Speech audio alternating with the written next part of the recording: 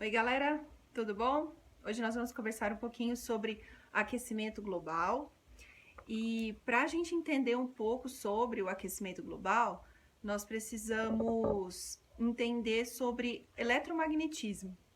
Então, o Sol, que é a nossa fonte primária de calor e luz e energia, emite ondas eletromagnéticas que acabam chegando aqui na Terra. Então é o único comprimento de onda, é o único tipo de onda que viaja pelo vácuo, pelo espaço e atinge aqui na Terra, né? Chega aqui na Terra e atinge a Terra com esse tipo de onda.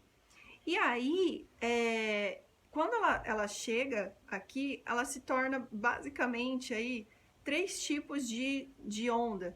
A, a ultravioleta, que tem um comprimento de onda um pouco menor, isso vocês vão acabar aprendendo só no nono ano, mais para frente, um pouquinho. Os comprimentos de onda de luz visível, então a gente falou, né? Ultravioleta, comprimento de onda curto, bem baixo, a luz visível e os raios infravermelhos. E considerando que de toda a quantidade de ondas eletromagnéticas que chegam na Terra, apenas 30% é refletida e o restante realmente consegue penetrar, consegue passar e aquecer o planeta.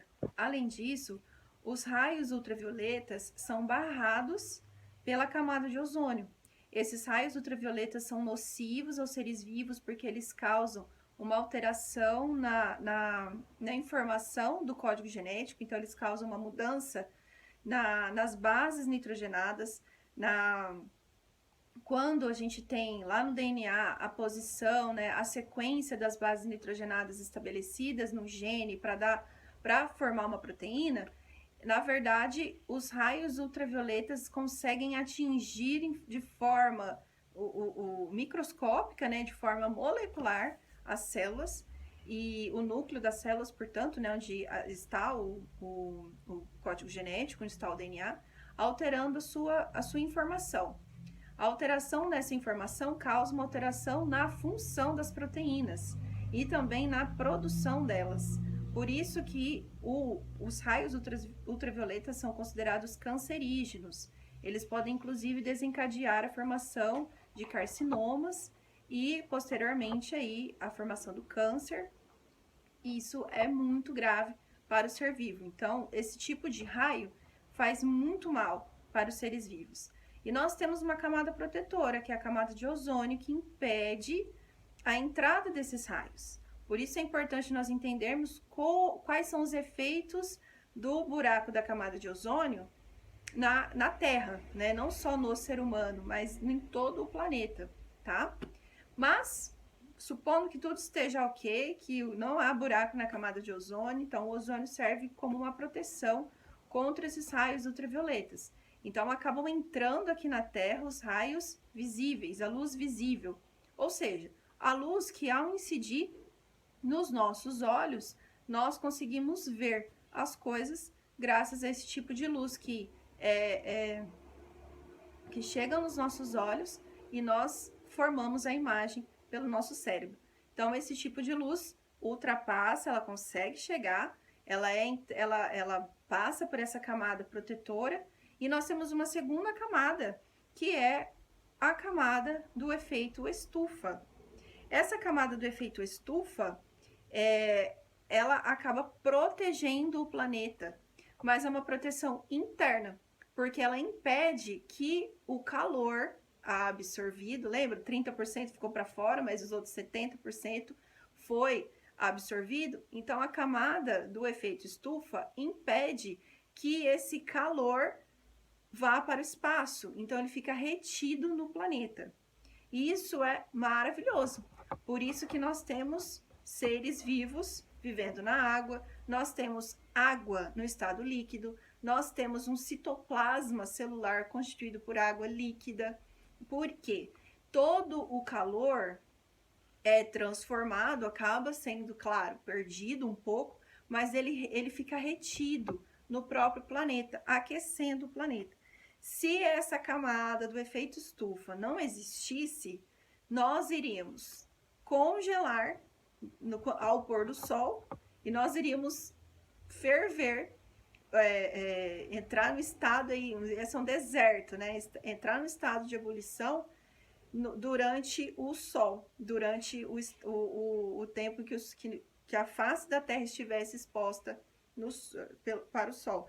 Então, é muito importante esse efeito estufa quando ele dá equilíbrio térmico para o planeta. O calor que entra na Terra, que consegue então passar por essas camadas e fica retido não só pela camada do efeito estufa, mas também fica retido pela água, tá? A água dos oceanos retém muito calor, corpos de águas grandes retêm calor e também os continentes, né? Nós sabemos, por exemplo, que a água do estado sólido para mudança do estado líquido, ela precisa ganhar calor. Então, ela consegue então ganhar e manter o calor. Nós sabemos também que os animais, para perderem calor, quando eles estão no dia quente e começa a suar, esse estado de suar, né, de perder água, é para resfriar. Então, a água e o calor têm essa relação aí muito intrínseca, aonde a água consegue reter o calor. Então, a água dos oceanos retém calor, os continentes retêm calor, a água no estado gasoso, na atmosfera, retém calor. Então, isso tudo aquece o planeta, né? A somatória disso tudo aquece o planeta. Então, nós temos que os raios, até vou deixar escrito para vocês, se possível, os raios encontram gases capazes de absorvê-los e retê-los, né? E reter esse calor, que passa a ser irradiado para todas as direções, aquecendo a atmosfera e realimentando a Terra com o calor. Então, nós temos aí o efeito estufa. E o equilíbrio térmico proporcionado por essa camada do efeito estufa é responsável, então, por dar condições para a existência da vida na Terra. Mas quais são os gases que formam, então, o efeito estufa? Bom, primeiramente, o vapor d'água, né? A própria água, como eu expliquei, ela consegue reter o calor, então tem mais ainda, mais desse calor, mais esses raios que aquecem, então, a Terra, ficam retidos nas partículas de água, né? A água presente na atmosfera no estado vapor. E como que essa água, então, vai parar na atmosfera? Primeiramente, a gente pode considerar aí evaporação dos rios, dos lagos, dos oceanos, tá? A evapotranspiração das plantas. As plantas também liberam água, elas também liberam água no estado vapor, principalmente no momento da fotossíntese. Elas absorvem água no estado líquida, água no estado líquido pelas raízes e precisam chegar nas folhas para fazer a fotossíntese. Chegando lá, quando as plantas liberam o oxigênio, uma molécula de água acompanha o oxigênio. Então, a gente tem a saída a perda de água pelas células das folhas, que são as células estomáticas. Mas também, mesmo no momento em que a planta não está fazendo fotossíntese, ela também perde água pelas folhas, pelo caule e também a transpiração dos seres vivos. Todos os seres vivos que transpiram, que liberam água de alguma maneira, né, pela transpiração, também está contribuindo com a liberação de água na atmosfera. E uma coisa que pouco se comenta é no momento da erupção vulcânica, ocorre uma liberação enorme de vapor d'água na atmosfera, certo? O outro gás que forma o efeito estufa é o gás carbônico. Esse é o mais conhecido, é o mais, assim, significativo, inclusive, que é o dióxido de carbono, que é o CO2. Nós liberamos, nós seres vivos, né? Todos os seres vivos que são aeróbicos, que realizam, então, a respiração, utilizam o oxigênio para a produção de energia, liberando o CO2, libera, né? Contribui, então, para a liberação de gás carbônico. Além disso, a própria queimada. Quando o ser humano pratica uma queimada, ou então mesmo que seja uma queimada espontânea, às vezes não foi uma ação antrópica, mas acontece, né, acontece a queimada, né, a queima das florestas naturais, ou enfim, independente, ela libera uma quantidade muito grande de CO2, tá? E a própria queima dos combustíveis fósseis, então aí de origem do petróleo, do gás natural e do carvão mineral. Então a própria queima desses combustíveis fósseis, como a gasolina, o querosene, o diesel, vai também contribuir para a liberação de CO2, tá? E a única forma de remoção do CO2 da atmosfera é através do processo da fotossíntese. Então, aqui nós dependemos muito dos seres fotossintetizantes, as plantas, as microalgas, as algas, enfim, no geral. E são esses seres vivos que conseguem retirar o CO2 da atmosfera. Caso não tenha, não retira e reforça ainda a concentração do CO2 na atmosfera. Outro gás é o CH4, que é conhecido como gás metano, e ele é proveniente da decomposição da matéria orgânica pela digestão do conteúdo alimentar de animais ruminantes, por exemplo, o gado, né, o boi, a vaca, o cavalo. Esses animais que são ruminantes, o processo, o conteúdo da digestão deles, o resultado da digestão deles libera bastante CO2. Além disso, a própria decomposição do esgoto que é liberado de forma criminosa, né, que não é tratado, que é liberado de qualquer forma na atmosfera, nos rios, enfim, né, porque ele também libera odor, por isso que eu citei a atmosfera, mas o esgoto liberado nos rios, ele vai sofrer o processo de fermentação e liberar muito CO2. E nós temos mais ou menos uma taxa de 40% a 60% de esgoto não tratado. E tudo isso acaba indo, então, para o meio ambiente, para a atmosfera e contribui ainda mais, né, reforçando o aquecimento global. Por isso que é importante essa questão do lixo, do esgoto ser bem resolvida, bem tratada, porque isso ajuda muito, né, nessa questão ambiental do efeito estufa. Outra coisa, né, é o cultivo de algum grão em áreas inundadas, por exemplo, como nós temos na China, na Índia, que cultiva arroz, na China no caso, né, que cultiva arroz em essas áreas inundáveis, inundáveis, elas liberam bastante CH4 também, além da prática da mineração e a queima da biomassa. Então, são restos aí de fezes, de animais, e a fermentação de outros vegetais, que colocam ali, né, resto conteúdo alimentar também, a queima disso libera muito CH4, que é um gás, ele tem um certo odor, mas ele é transparente, então ele sobe para a atmosfera e a gente acaba nem percebendo.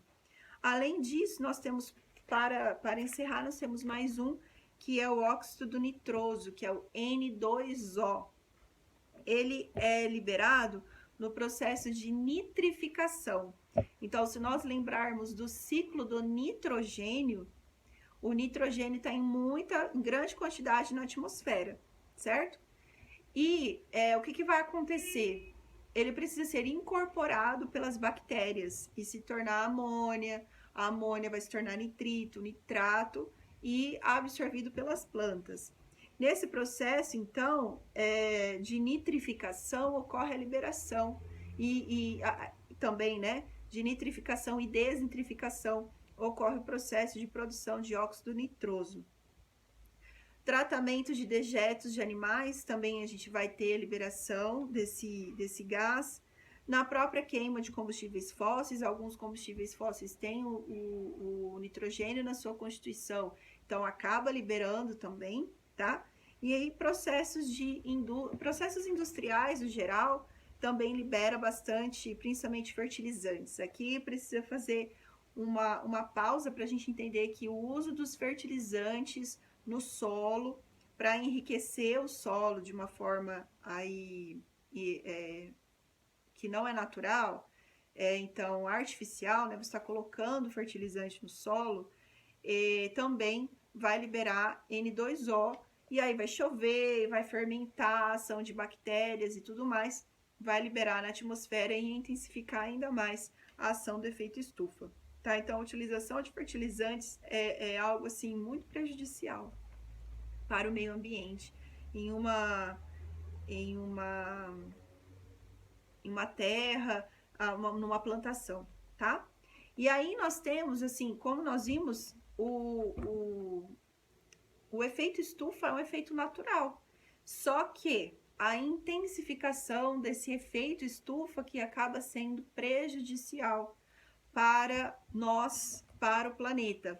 Porque a intensificação do efeito estufa está muito associado com a utilização dos combustíveis fósseis. Então, a utilização de gasolina, principalmente, porque ela é derivada do petróleo. Aonde que nós vemos hoje a prática, né, a utilização dos combustíveis fósseis? Nos carros, então, veículos no geral, que precisa, principalmente que a nossa base é a gasolina, né? Aqui no Brasil a gente usa um pouco mais do etanol, que é um biocombustível, mas também gera resíduo por causa da fermentação da cana-de-açúcar. Mas além dos carros, né, movidos a gasolina, nós temos muitas indústrias usando o carvão e o gás natural para fazer com que a indústria funcione. Então, para alimentar os motor, para alimentar o fogão de alguma indústria. Então, atualmente nós vemos a utilização, né, da queima dos combustíveis fósseis nas indústrias e nos automóveis. Então, houve uma intensificação. Já era uma camada natural, mas essa camada natural passou a ficar um pouco maior. E aí, aumentando a liberação do CO2, aumentou também a quantidade, né, essa taxa, essa espessura da camada do efeito estufa, causando então um aquecimento global, uma intensificação do calor e aumento então do aquecimento global. Bom, o aquecimento global trouxe algumas mudanças muito sérias para o meio ambiente e, consequentemente, afetando a vida do ser humano. Então, acho que a primeira, né, é o aumento da temperatura global, o aumento da temperatura da Terra, que gerou, assim, de uma forma muito mais... a primeira coisa que aconteceu depois que começou a ter o aquecimento global, então aumentou o aumento da temperatura do planeta, é o derretimento das geleiras, porque o gelo, os polos, é o que resfria a Terra, né?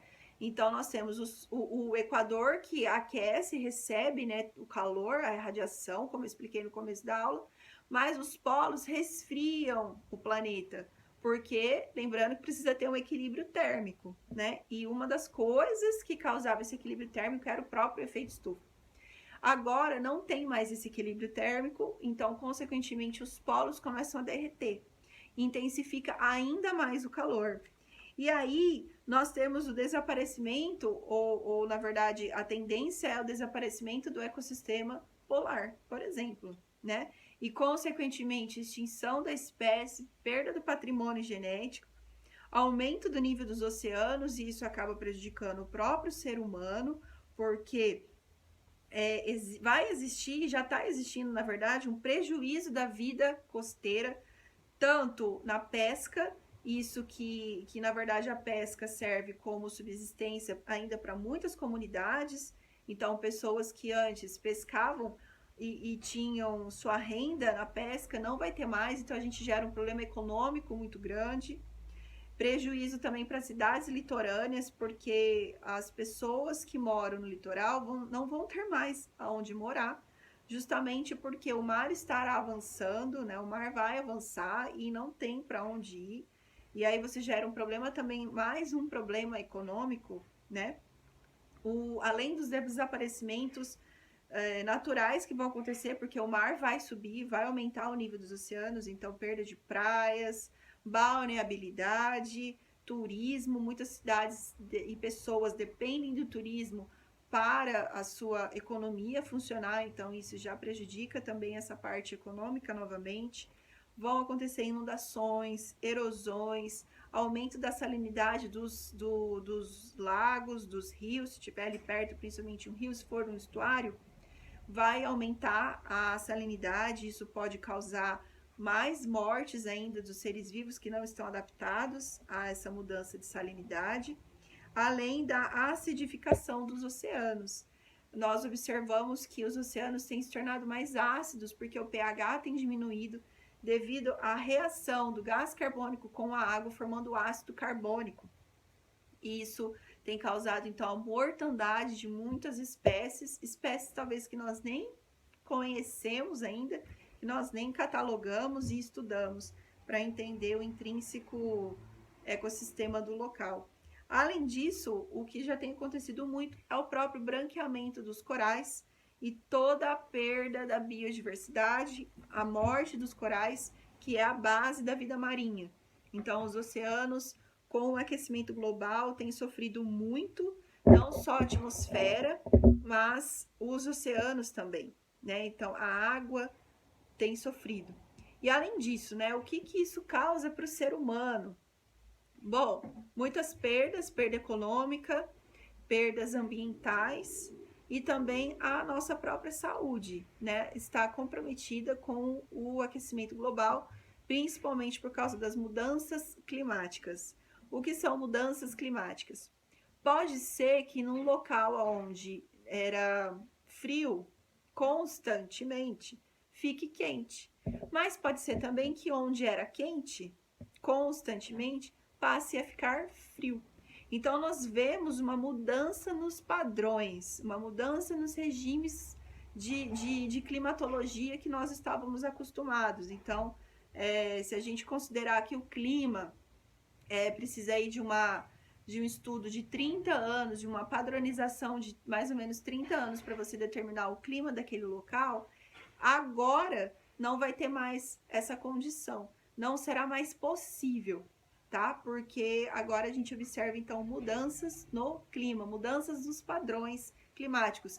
Antes chovia em agosto, agora faz seca em agosto e chove em dezembro, janeiro. Então são mudanças nesses padrões de distribuição de chuva, de vento e assim por diante.